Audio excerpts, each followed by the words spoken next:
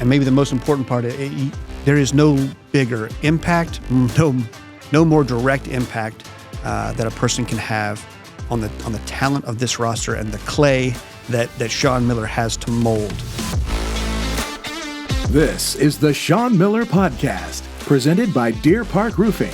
Now, here's your hosts, Paul Fritschner and Adam Baum, with the head coach of the Xavier Musketeers, Sean Miller. Welcome into another episode of the Sean Miller Podcast, presented by Deer Park Roofing, as well as the official payroll sponsor of the Sean Miller Podcast, Payroll Partners. I'm Paul Fritschner alongside Adam Baum.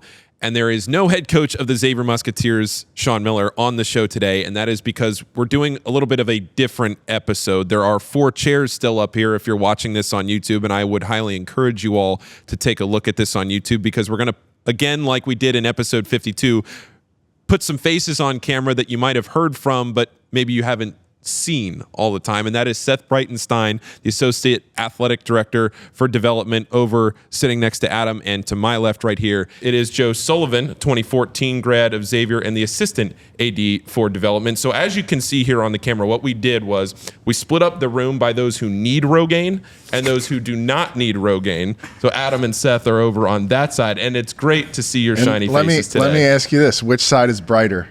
Yeah, right now. Yeah, it's a good point. It's a good point, Adam. Well, Seth, again, this is a show that I think a lot of fans have asked us for, because in this age of NIL and name, image, and likeness, there are a lot of questions. Sure. There are a lot of things that people don't know. There are a lot of conversations that you have, and now that you're here, Joe, the both of you have, and there are a lot of answers that people want about what is name, image, and likeness? What does it mean? How does it happen behind the scenes when you give your money? Where does it go? We're going to attempt to answer all of those questions today. Seth, it's great to have you on the Sean Miller Podcast. Oh, Paul, thank you so much. And Adam, I definitely, this side is the handsome side. No, excited to be here. Certainly big shoes to fill. We are, Joe and I combined are a fraction of a Sean Miller. So stay tuned. We do have a lot of questions, but I throughout this podcast today, let's touch on the All for One Fund. Let's touch on our staff, but also how we interact with our fans, alumni, to bring in philanthropic dollars. Right, an investment in a basketball program or anything really.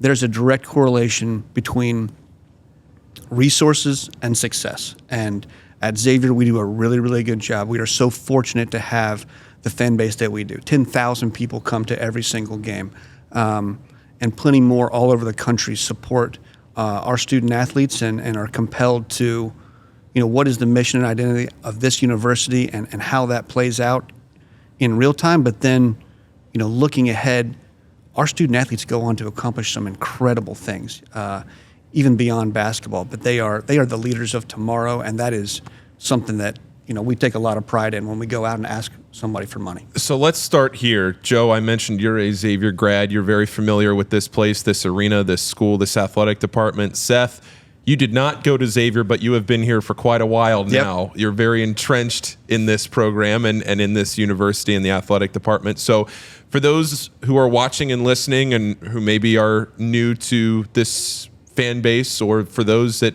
maybe you've talked to that haven't seen your face before, that maybe you've talked to them on the phone or it's a lot of face, gotten an email or whatever it is, introduce yourself and your background and how you've ended up here at Xavier and what you do here at Xavier.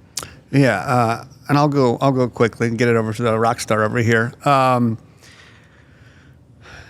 Sports was always a giant part of my life. From my grandfather and working, his kind of coaching ability in college. He ran the Orange Bowl for a long time. There was just to my father, who played football in college. I am one of 3. My sister, full ride to play volleyball. My younger brother is, he is a 3-time All-American. Like, I was the runt of the family. But fortunate enough to have an incredible football and student athlete experience at Appalachian State. And, if you look at my stat line, it's something like over 4 years, 10 total tackles and 2 pass breakups, and that probably includes inter-squad scrimmages, okay? I was a walk-on who earned a scholarship, and that was a very proud moment for me. To be able to sit down in front of your mom and dad, both my parents are public school teachers, like, you're going to go to school, you're going to have, we take a lot of pride in educating you and your siblings, but to pay for it is difficult. And to be able to sit down across the dinner table and say, like, Mom and Dad, all of the car rides, all the work that you put into me, you don't have to pay for school anymore. That was an incredible moment in my life at a young age.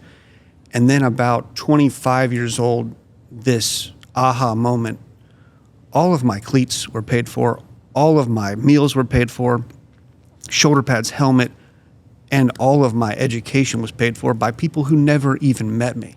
They cared about App State, they cared about that university, and when the NFL did not need a 5'10", very slow defensive back, and my dreams ended, this was the next thing, and God works in an amazing way. I feel so fortunate to have this role at Xavier, to be able to pay it forward every day. Like, I will work the rest of my life to make sure that our student athletes have the same experience and better than I did. That's why he's my favorite App State football player of all time, right there. He's also my favorite App State football player of all time. That'll be a next podcast episode. But, you know, going off your background, like I said, you've been here for so long now.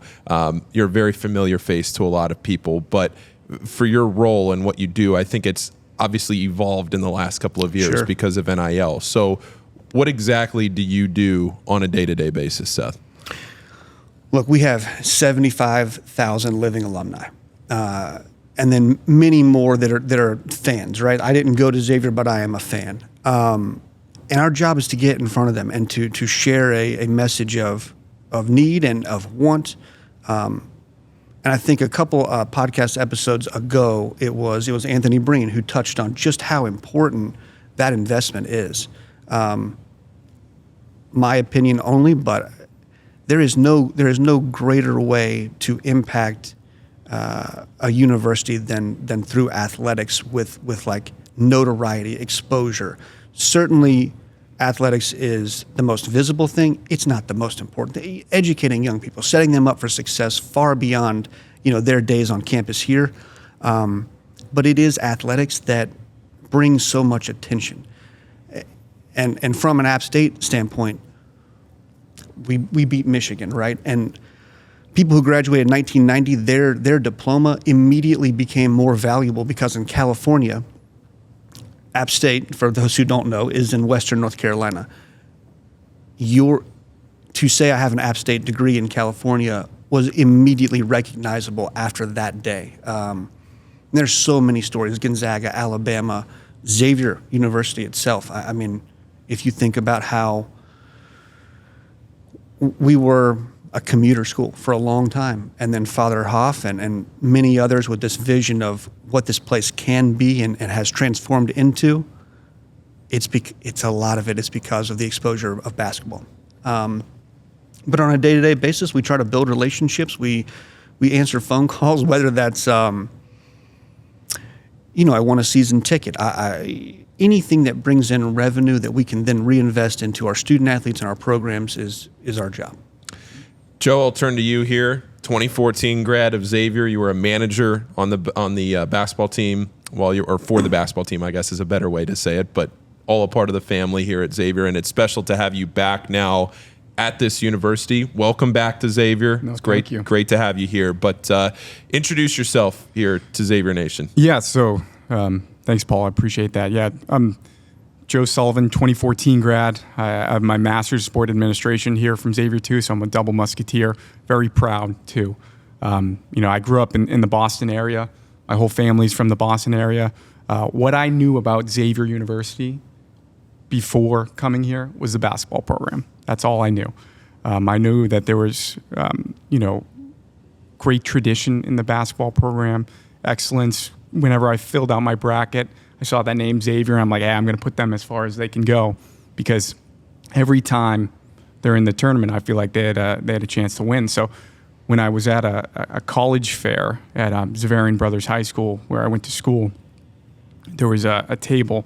A man named Jason, he was there at that table recruiting kids to Xavier, and I was drawn to it. I was like, I know this college basketball. I was a manager in high school. We had a good athletic program. I'm not a 1/10 the athlete probably Seth is. So if you just heard his stats, you know how drastic of a drop that is. But similar to him, my family loves sports. My dad, the connection with my father was watching the Red Sox and the Patriots and the Celtics and the Bruins and Boston College, football growing up. So that was my connection with my father, my connection with sports. I always wanted to be involved in sports. So I saw that opportunity to help out with teams at Xavier. And so I was a manager for football, basketball, and baseball. I have 10 varsity letters just from filling up the waters and helping out the teams. But I loved being a part of the team. That was very important to me. That those bus rides with the guys, you can't sell that for anything. I mean, those experiences are priceless. So I wanted to keep that going. I wanted to be involved in sports. I wanted to make that a career. That was really important to me. I'm at a college preparatory high school. We're at this college fair where there's probably 50 or 60 colleges in there. And I see the Xavier table. I go over, I start talking to him, and I say, I know about the basketball program. Talk to me about the school. And he says, this is a Jesuit Catholic school. It's very like-minded to the school you're at. And there's a great opportunity to be involved with sports. There are different manager programs, all that. I gave him my numbers. I said, do you think I could get in? He goes, yeah, I think you can get in. Apply and see what happens. So I applied. I got accepted. And then my parents and I, we planned a trip. And, I'm grateful that they did. The time that they took, the money that they spent for us to visit these schools, I'm going to be forever grateful for, because we drove out to Cincinnati, Ohio. And it was one of the nicest days I could ever remember. It was perfect. It was beautiful. You walk around campus. Yeah. It's about a vibe. I spent years in college football with recruiting, and when you brought recruits on campus, it was about the feeling that they got. And it was just a warm, right feeling being here at Xavier. And so we put down the deposit right after the tour. I said, hey, Mom and Dad, I know we're about to grab a lunch. Let me just go to the basketball facility. We see the big Cintas Center on the outside, and I'm like, I'm just going to see what happens. They're like, you want us to go with you? I'm like, no, I got it. So I go into the elevator, here in the Cintas Center. I see the athletic office. I get in with one of the women's basketball coaches at the time. They had just come off an Elite Eight. They're just, one of the best teams in the country, like 2 lottery picks on their team. And she goes, what are you doing here? I'm looking for men's basketball. I'm going to try to see if I can become a manager, naive me. And she goes, well, if it doesn't work out, you could always be a women's basketball manager. And I said, that definitely would not be a downgrade, knowing the success and knowing what they were doing within the program. And it was great. I was just being honest, and she loved the answer. She goes, wait right here. And she goes and she pulls Brian Thornton out of a meeting, who's the director of basketball operations at the time. She goes, you need to talk to this kid ASAP before we steal him and put him on the women's basketball program. So I sit down with 6'10" Brian Thornton in a small room, closed door, and short 5'10" me. He's got I'm 5'11". I just cut myself off the inch, but for facts out there, I'm 5'11". But no, I sit down there. I'm a little intimidated, but it's like, hey, I love basketball, and I have a great resume, as good as you can get to be a manager for a college basketball team. I was a manager for 4 years of a high school basketball team. So I said, I want to be a manager. He goes, yeah, let's. That sounds great. We're going to have to put you through the interview process, do a little background check, all that. So I interviewed with Jeremy Groh, who was a GA at the time, then became director of basketball operations. Now he's an assistant coach with Chris Mack down at College of Charleston. Great mentor for me, great person. And he gave me the first opportunity. He hired me as a manager, and I became a student manager and started my athletic career here at Xavier University.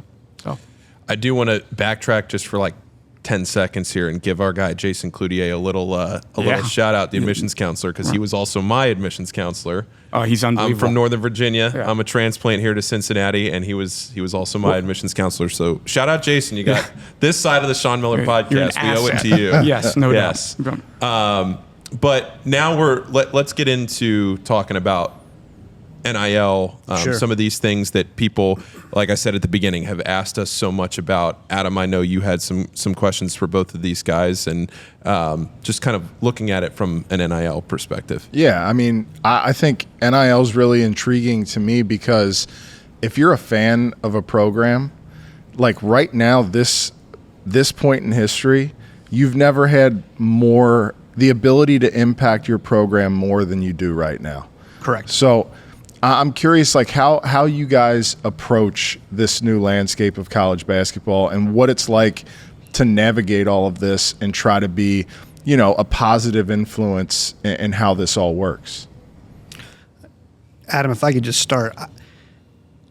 Xavier basketball is in such a great position here, like one of the top 30 schools in the country, and it is because historically, like, we're set up for success. There's so many people who care about this place who give annual support, major gifts, and it all adds up. But I will tell you, like, facilities are top notch. The staff is top notch.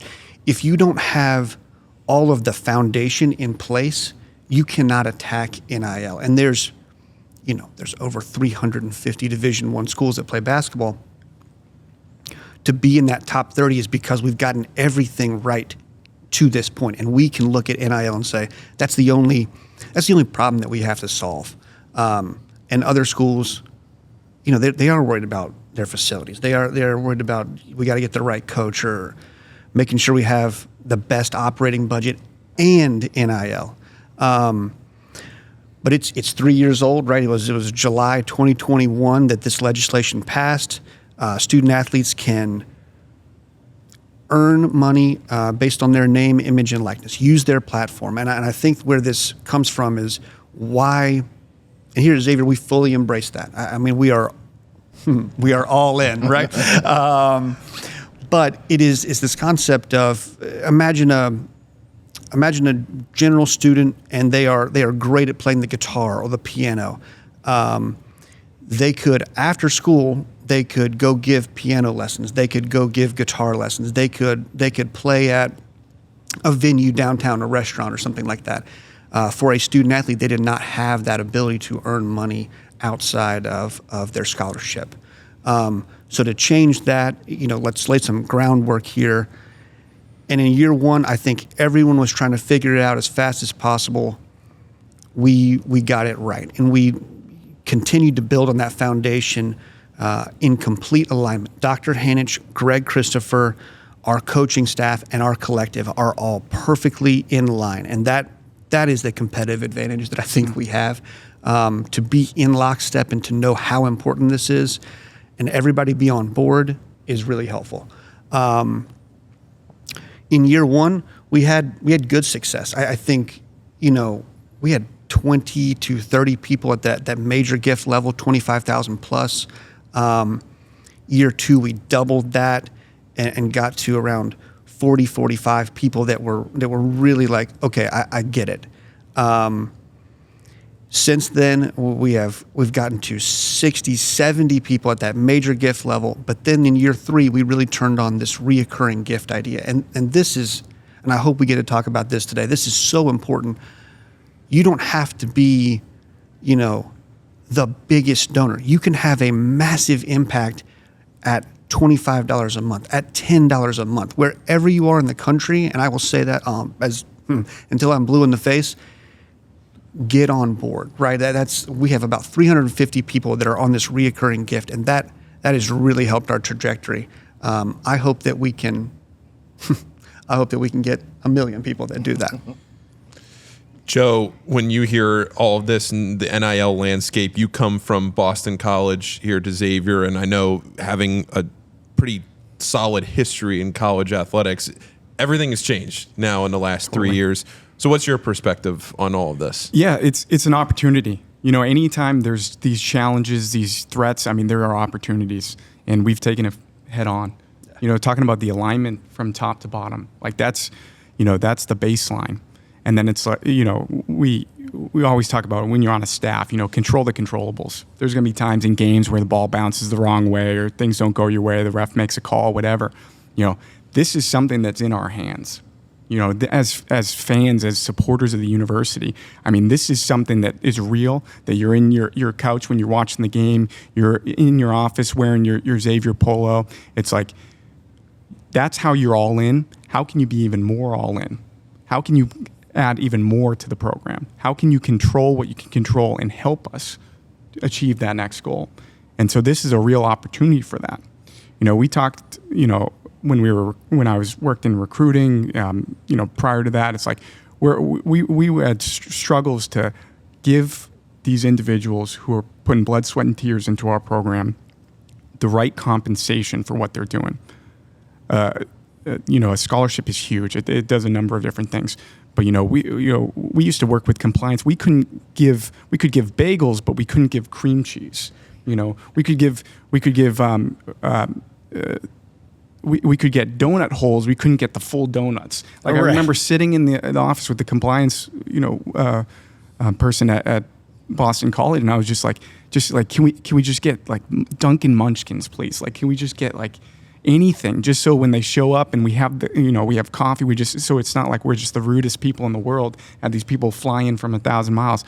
So we've jumped to the point where it's now kids are making 100,000, they're making $1 million, but as Seth, you alluded to, Anthony Breen, the CEO of Synergistic, talked about in episode 52. It's like, you're investing. We're investing in these young men. We're giving them an opportunity for them to achieve their dreams and help us achieve our dreams. Not only with the basketball program, but with the university. And that's why I got into sports, so I could be a part of this, so I could control the controllables, so I could feel that I'm, when we're winning games, I was a part of it, and we could win a national championship or Final Four or the Sweet 16s that I was able to be a part of. Me spending the time doing the players' laundry or cleaning the floor or rebounding till 1 a.m. or helping out on recruiting visits. All of that, wasn't to get recognition or pat on the back or even to get money. We're not in this for the money. We're in this for the love of the game. We want to be a part of something bigger than ourselves. And I know Xavier fans are passionate. I know they want to be a part of something bigger than themselves. This is the best way for you to be a part of it. There's a clear opportunity for you to make a difference. And this is it. And so that's why I think this is great, because we're all on the same page, lockstep, president, AD, head coach, all our departments, all our teams. We know what this can do. We know that if the more we win, the more exposure, the better type of student, the better connection with the community, the better ability to drive the mission, the Jesuit Catholic mission of Xavier University. This is a great opportunity for all those dominoes to continue to fall, and that's why I'm excited for it. We're all under the same umbrella. All these teams that we're going against, we're all have the same compliance rules. We all have the same parameters, but the investment is there from our university. We're just trying to find the investment from the supporters, because this is the opportunity that has been laid in front of us.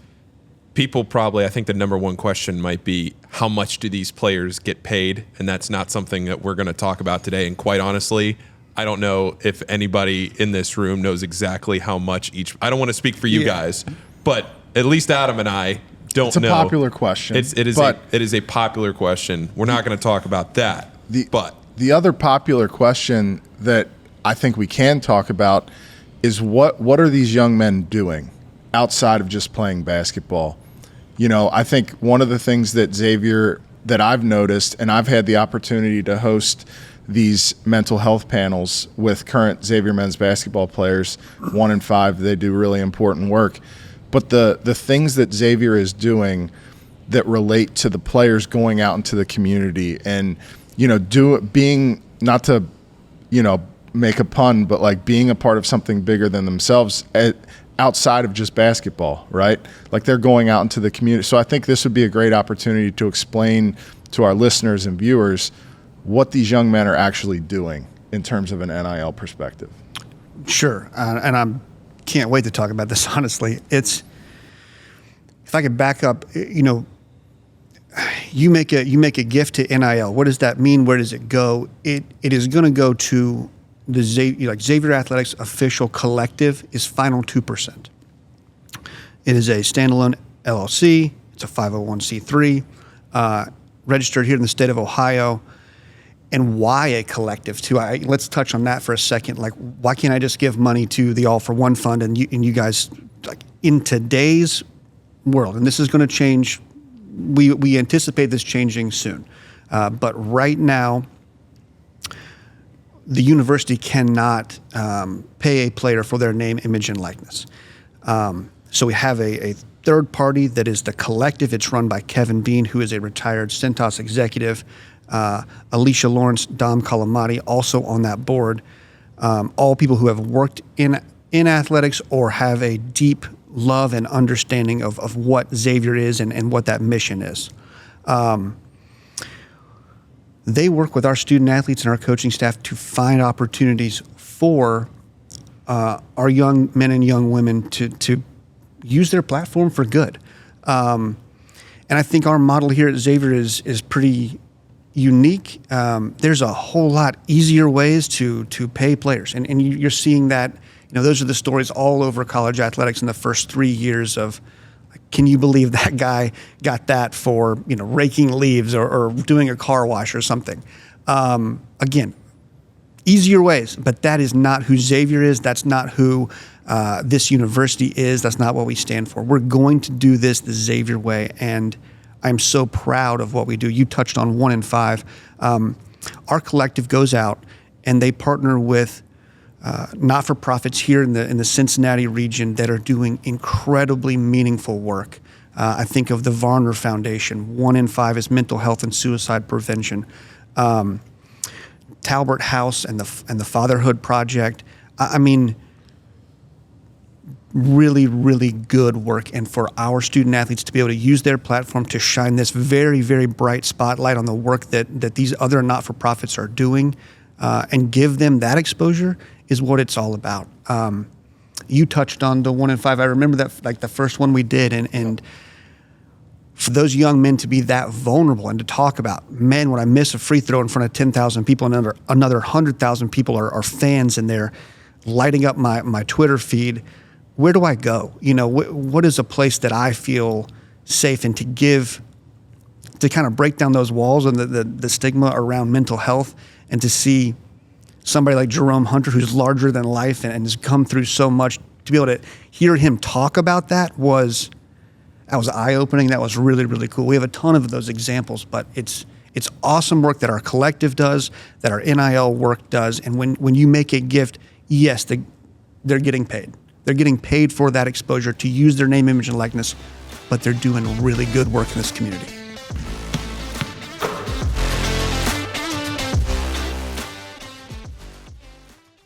The Sean Miller Podcast is proud to partner with Deer Park Roofing, a company that's provided elite service for homes and businesses since 1996 and leads the industry in professionalism, quality, and responsiveness. Whether your needs are residential or commercial, like the outstanding work on the Cintas Center, the home of Xavier basketball, Deer Park can handle any job and ensure it's done right. Deer Park's motto is protect what's important, and what's important to you is important to Deer Park Roofing. Visit deerparkroofing.com. The Sean Miller Podcast is proud to partner with Payroll Partners, where you're not just a number. That means providing a best-in-class HR and payroll experience that was built on award-winning technology and live support customer service with a dedicated payroll specialist who's just a phone call away. You shouldn't have to choose between technology and customer service. At Payroll Partners, you get both. Payroll Partners is locally owned and operated by a proud Xavier alum. Visit payrollpartners.net. That's payrollpartners.net. When somebody gives $10 a month, Yep. and then you talk about the major gift donors, and people might see that discrepancy and say, okay, if somebody's giving $150,000, but I'm giving $10 a month. Why should I give $10 a month? Why is that important? Last week, launched this massive NIL campaign. I want you to talk more about that and what that means, not just to the major gift donors, but as you talked about, and both of you can expand on this. Seth, I'll start with you, though, with why each and every fan is so important to build this NIL collective in the final 2%. I think the best analogy that I have is the power of Cintas Center. I mean, when I'm going to go back to the COVID days. We had 300 people in the building, right? You could hear every single word that a player or a coach was saying. When 10,000 people use their voices together, this place is deafening. This place is one of the most intimidating venues in all of college basketball. And it doesn't matter how close you are or how far away, you're in the upper bowl, the lower bowl, like it matters and your voice matters. That is the exact same concept in what we were trying to replicate with this all-in NIL campaign. It's the very first one we've ever done. You know, we're in year 3. I think hundreds of other schools have launched an NIL campaign. We've been doing good. Paul, this is going to take good to great. The goal is to have 10,000 people doing $25 a month. Certainly, you know, Joe was brought on recently. We will obviously ask for more money, but it doesn't matter if it's $10 a month or $25 a month or $1,000 a month. Like it all adds up and it all goes into the collective. Our goal, quite frankly, is $5 million a year. Will we spend all that? I don't think so. Maybe, I don't know. But to have $5 million a year for NIL for men's basketball allows for, you know, you have a little bit of a surplus, that kind of banks and banks and banks. But also it gives our coaching staff the ability to, you know, cash flow and forecasting, looking forward. We can go out, what are the missing pieces that Sean needs? What are the missing pieces that will get us to a national championship or to repeat as national champions? But to have that, you know, to have that in the bank and to understand what we're working with gives our coaching staff so much more flexibility when they're out on the road. And it helps them have those conversations with a family and a prospective student athlete. And I will tell you, like, I'm going to keep going here. So much, Xavier Nation, so much of what we still recruit to is that feel. Like, Joe, you talked about it, like small class sizes, people that care about you on campus. Like, when you come to Xavier, you are just set up for success. And we work so hard on the recruiting trail to find the right fit of a young man or young woman who wants to come here, who wants to excel academically, who wants to excel athletically, certainly, and be a part of this community. And it is fit, but to have an NIL budget, it just helps so much in that process. And then we can solve the 10%. You know, 100% of our the sales pitch before NIL is turned into about 90%. That 10% is the last conversation that a family wants to have. Tell me about your NIL. And our answer is, quite frankly, it's awesome. Quincy Oliveri is a great example. Like, Quincy, you tell us something you're passionate about. He was really passionate about childhood literacy. And to be able to connect him through using his platform and NIL to get him in front of a classroom and for, you know, like, Quincy is just, he was made for the stage. I mean, he, like, no spotlight is too bright. And for him to be able to use his platform and his voice to empower young people, and I say young people like second and third graders, learning how to read will take you wherever you want to go. And if I said that to them, you know, I roll. If Quincy Oliveri says that to you, man, that sticks. And it's just, it's awesome. Joe, what's your perspective on the entire collection of giving and donors and people contributing to this as opposed to just a select few?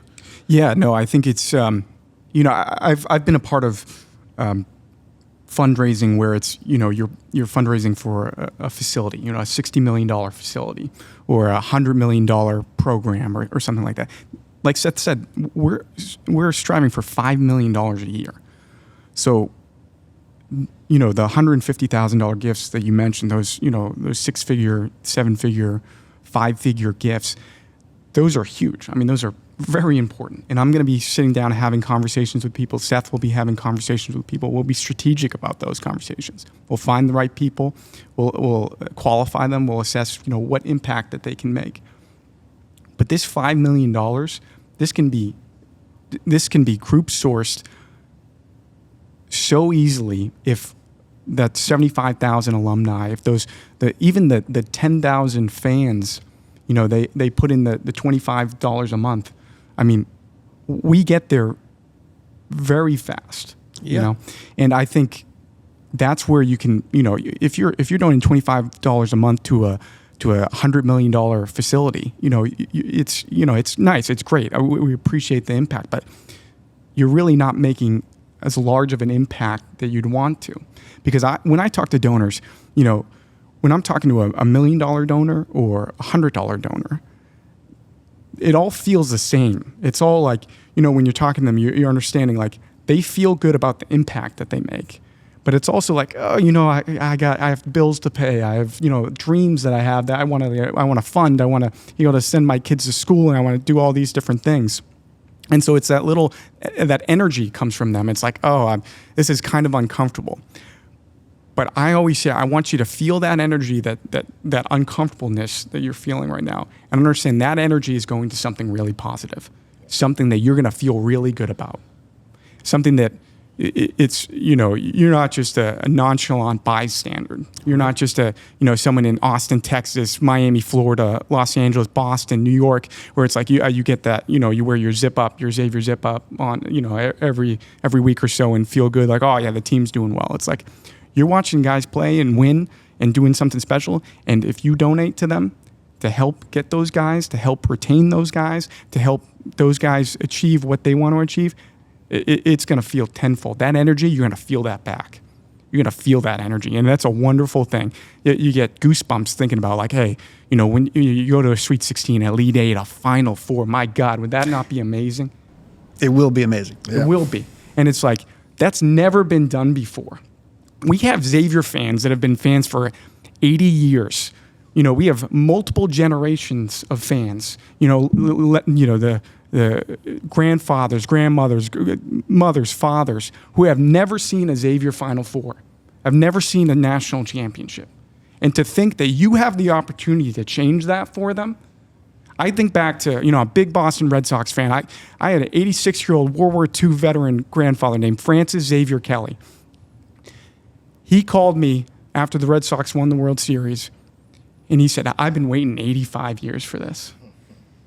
And if that's not fulfilling, then I don't know what the hell is. Yeah. I mean, that's the power of sports. That's a real thing, okay? And that's something that we can help provide to everyone in the Xavier community, to everyone who wants to be a part of that. You can have one little touch of it, or you can have a big part of it. Whatever you want to do, whatever you're comfortable doing, but that energy that you have, that uncomfortableness of, reaching your pocket and paying as much as a Netflix subscription, that little bit, you'll feel that tenfold, a millionfold if we win a national championship. You'll feel that energy, and you'll feel proud, and you'll feel like you're a part of it, because you will be.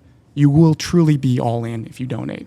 And so those little things, those pennies, those dollars, they matter. That's why we hired him.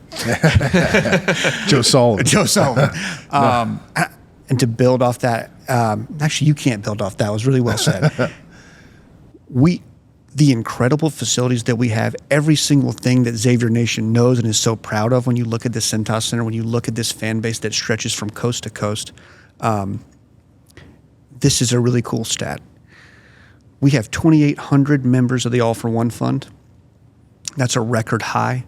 And we have roughly 350 people that are contributing to NIL. You take those two numbers together, and Joe, you mentioned 75,000 living alums.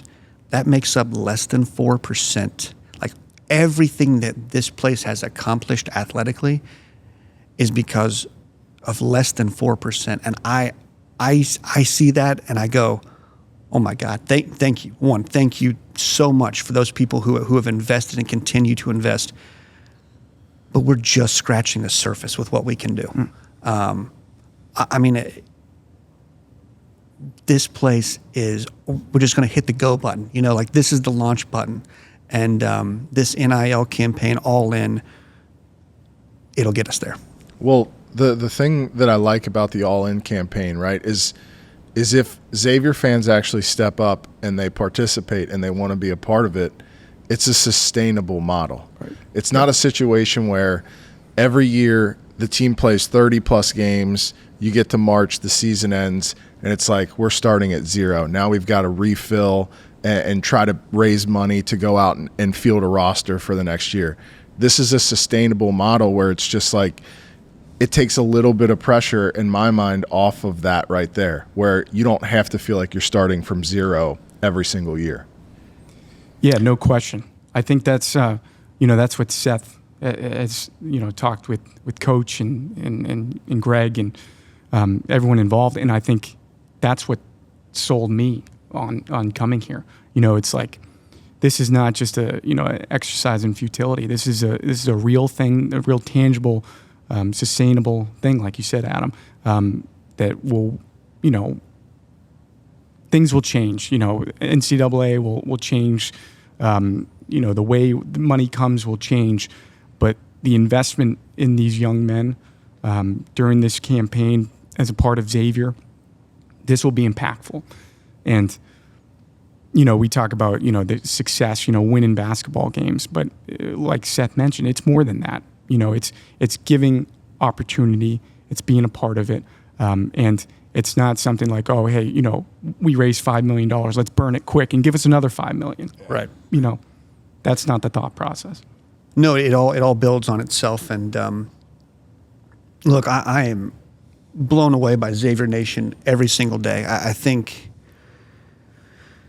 what we've grown, like I remember our first lap around the Big East. That's how long I've been here. It's my 11th year. And it was very eye-opening. I mean, you went into some facilities and they had been competing at the football level. The Big East had a Louisville and a Pittsburgh, and a Miami and a Virginia Tech at one point, and you go, okay, they've already made the investment. And when we came back around, we put together, a facilities wish list.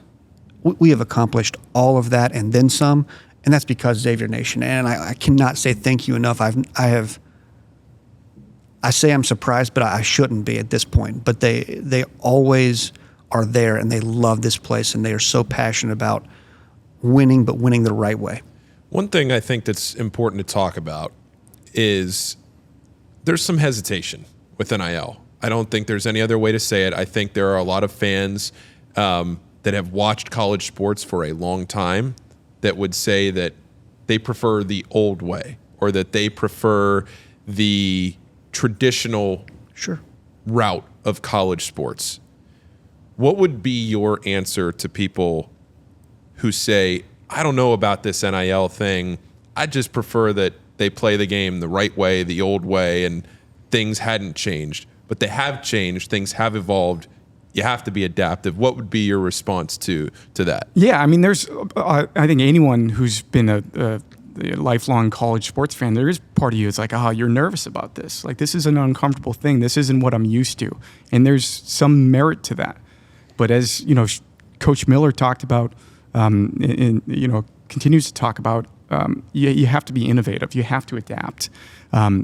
It's adapt or die, really. So if there's any hesitation, just know that, that hesitation doesn't change what the collectively college sports, what the government, all these different entities have decided this is the world that we're living in. And you can fight against it, or you can, get in, row the boat, or chop wood. Right. Chop wood, carry water. Whatever you need to do. I mean, it's like this is what it is now, and we have to adapt. But at the same time, like, we want to hammer home, we are not changing our values. We are not changing our mission. We are still, this is the Jesuit Catholic mission of Xavier University. I talk about it all the time, the word magis. It's more. It's competitive excellence. That is what is ingrained in the graduates, the students, the alums of Xavier University. It's more. It's about being great. As much as we can say, this was a good thing, and we can just keep doing things the way that have always been done. But let's try to get better. Let's try to improve. And this is an opportunity that we have to do that. And so, I'm with you. I mean, there is hesitation, as with anything new. It's uncomfortable. But that uncomfortability, that'll turn into something great. And it's either you can be a part of it or you can be a bystander. And that's your choice. But just, like Coach and everyone keeps saying, look, come on, get in. We're all in, all right? And show us that you're all in. All these comments on social media saying all in, I'm all in. It's like, push more, Magis, competitive excellence. That's what we're about here. And we just want people to be a part of that and share that mentality with us. Paul, I'll tell you the first time that I sat down, right? The legislation changed and I went to have my first NIL ask. And the family sitting across the table from me was like, what? You've been telling us for 30 years, do not ever do that. And this is going to take an education. This is going to take, we need to break this thing down and rebuild it. But at the end of the conversation and really worked through it, it came down to this. Do you want basketball players in a Xavier jersey that look like me out there running around? Or do we want somebody that's actually going to be able to make a layup? And there's, again, the competitiveness of it, you have to have it. You have to have it at a very high level. Those resources that help build your NIL budget. On the other side, and we've touched on this, we're going to do it the right way. We're going to do it in a way that makes you proud, to put that X on your chest, to walk to the airport with the X on your hat. I think that's so fundamental to who this place is, and this is just an extension of that. So I think it's important. We also let people know, final2percent.com/all-in. Yes, sir. And you say it again louder for the people in the back. final2percent.com/all-in. Look in the camera. But the nice thing is, a recent change is you now earn Musketeer points for supporting the Final 2%, which wasn't always the case when this first started, right? Yeah, very, very excited about that. So when you make a gift to the Final 2%, it is tax deductible. You earn Musketeer points at the exact same calculation that an All-for-One Fund gift earns points. And maybe the most important part, there is no bigger impact, no more direct impact that a person can have on the talent of this roster and the clay that Sean Miller has to mold with that. But yeah, very excited to have Musketeer points be a part of our calculation with Final 2% giving. Yeah, and to be completely transparent with it, we're not going to talk salary figures, but there are conversations that when it comes down to it, I don't think there's any reason to shy away from the fact that there might be a player who loves everything about this university, and when push comes to shove, there might be another university that says, we might be able to offer you $1 more in an NIL from an NIL perspective. Yeah. And Xavier doesn't want to be put in a position where you lose out on a player because of NIL. Yeah, no, and it's nice. It's perfect that we're in a situation where we have Coach Miller and his staff, because you're not giving money to avoid. It's not like, we hear horror stories. You donate to NIL and then this player here just, fizzles, or this player there. It's like, we have one of the best, if not the best coach in the country. He's a great evaluator, great recruiter. His staff, great evaluators, great recruiters, great developers of talent. So it's like, this money is going to something that is really going to pan out. As much as, anything can happen, players have their own experiences, whatever. But as far as putting it in the right hands, putting it in a group of people that are going to go the furthest distance with it, we're in one of the best, if not the best situation in the country. I also want to sprinkle in, we play in the Big East Conference. We have one of the best facilities in the country, not just our coaching staff, but then you look at our academic staff, our strength and conditioning, our nutritionalists, like everyone that comes here is set up for massive success. We just got to get them here. Right. Yeah. The last thing I wanted to say was, Seth mentioned earlier, this is year 3 of the NIL era in college sports. And I think what you're going to notice over time is the teams and the programs that have sustained excellence are going to be the same teams and programs that have that have figured this piece of that puzzle out. Like if you want Xavier to be good for a really long time, this is one of the things that you have to have in place. In some respects, it's not as important as the coach. It's not as important as the talent that you have on the court, but it's not that far behind. And that's really what this is going to come down to over time is those teams, those programs that figure this part of it out and do it well and sustainably, you're going to notice them at the top of college basketball year in and year out. I remember last season, I did a Twitter space after, I believe, the Seton Hall game, and somebody asked me an NIL question, and I kind of went on like a 15-minute car salesman pitch of, I think I joked about it at the end, it felt like a PBS pledge drive. But my point to the entire thing was, it was eye-opening to me to realize how few answers there are out there for a lot of these questions about NIL. And I felt a little helpless at points where I felt like I knew, or I should have known some of those answers. And then I came to you, Seth, the next day or whatever that week, and I said, we need to all get on the same page here and understand that there are a lot of people out there that not only want to give, but just want basic foundational questions and have those answered.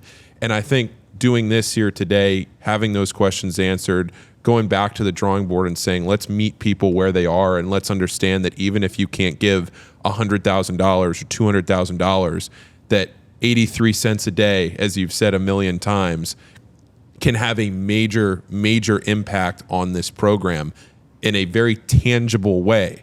And I think you said it so much, but it really is so important that when you come in here to the Cintas Center and you sit down in your seat and you're watching what you're watching on the court, a vast majority of that reason that you're watching what you're watching on the court can be helped by everybody watching and listening to this by just giving a little bit more each and every day. And I'm glad that we had the opportunity today to talk about that. Yeah, and that's a good point. I do want to thank the fans and the alums who have already invested so much, not only through donations, but buying tickets and concessions and traveling to away games and different, all these different gear, all these things that go in. Like, thank you for doing that. That is a huge support. That is, we appreciate that, and we're not glossing over that.